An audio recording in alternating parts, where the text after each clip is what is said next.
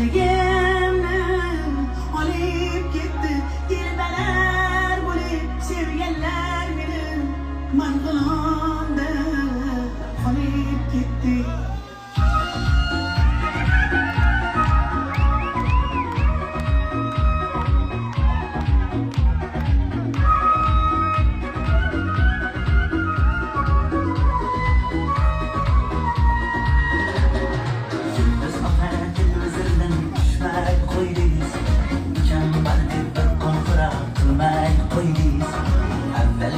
Sochingizni bo'yamay qo'yingiz, menga yoqar edi sariq sochingiz.